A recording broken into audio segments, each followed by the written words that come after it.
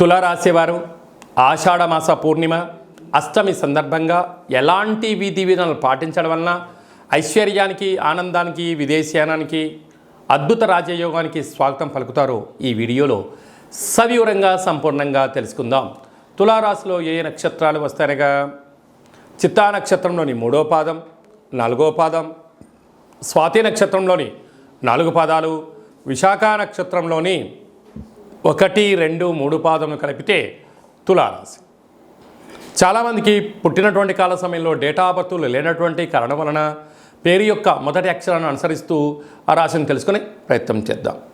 రా, రీ, శ్రీ, రు, రే, రో, తా, టీ, తు, తే అక్షరాల వారిని తులారాశి జాతకులే. తులారాశి యొక్క అధిపతి శుక్ర భగవానుడు.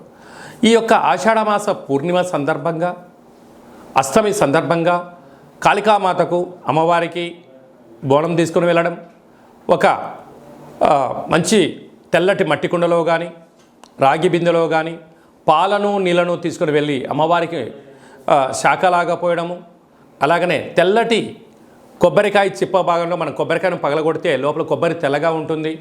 కొబ్బరి నూనెను వేసి 8 రకాల ఒత్తులను 8 వైపులా వేసి వెలిగించి ఇంట్లో నుంచి తీసుకొని వెళ్ళి అమ్మవారి ముందర పెట్టడం వలన నూతన వస్త్ర ఆభరణాలు, నూతన బంగారు ఆభరణాలు, ఎలక్ట్రానిక్ వస్తువులు, గృహాలు, విదేశానానికి వెళ్ళేటువంటి ఉద్యోగంలో ప్రమోషన్స్ వచ్చే అవకాశాలు చాలా అధికంగా ఉంటాయని చెప్పి గమనించాలి. అలాగనే పంచమ స్థానంలో శని సంచార స్థితి ఉండడం వలన నూతనంగా వివాహమైన వారికి సంతాన యోగం, పిల్లల యొక్క చదువులు, పిల్లల యొక్క అభివృద్ధి, పిల్లలు ఎలాంటి ఉన్నత స్థితికి ఎదగాలో తల్లిదండ్రులు ఆలోచన చేయడంలో అద్భుతమైన విజయం మీ సొంతమవుతుంది. 6వ స్థానంలో రాహు సంచార స్థితి ఉండడం వలన దయచేసి అప్పులు ఇవ్వద్దు, అప్పులు తీసుకోవద్దు. అప్పులు ఇచ్చిన వారే మిమ్మల్ని రాబోయే కాలంలో ఇబ్బంది పెట్టే అవకాశాలు ఉన్నాయి. పోలీస్ స్టేషన్లు, కోర్టు మెట్లు, అనేక రకాలుగా మీ యొక్క స్థిరచరాస్తులపైన కొందరు కన్నేసించారు అని చెప్పి గమనించాలి. అష్టమంలో కుజుడు ఉండడం వలన, కుజదోష ప్రభావం కారణం వలన చిన్న చిన్న విషయాలకు ఆందోళన తగదు. యంత్రాలతో, ఆయుధాలతో, దయచేసి మాటలతో చెలగాటమాడొద్దు, అపహాస్యం అసలే చేయొద్దు. అష్టమంలో గురుదోషం ఉండడం వలన మనోవేదన, పై అధికారులతో ఒత్తిడి, కింది సహా ఉద్యోగస్తులు మీ అవసరం ఉంటే ఒక రకంగా, మీ అవసరం తీరిన తర్వాత మరో రకంగా ఉండే అవకాశాలు ఉన్నాయి.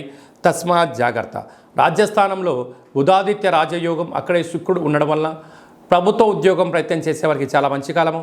ప్రైవేట్ రంగంలో ఉండబడినటువంటి వారికి ప్రమోషన్స్ రావడము, బ్యాంకు లోన్లు, సరైన సమయానికి ధనం అందడము, స్థిరాస్తులు, చరాస్తులు మీ సొంతం కాబోతున్నాయి. కనుక వీలైనంత వరకు మౌనం, ధ్యానం, ఏకాగ్రత, ధ్యానంగా ఉండగలిగినట్లయితే రాబోయే కాలం అంతా మంచి కాలమే అని చెప్పి గమనించాలి.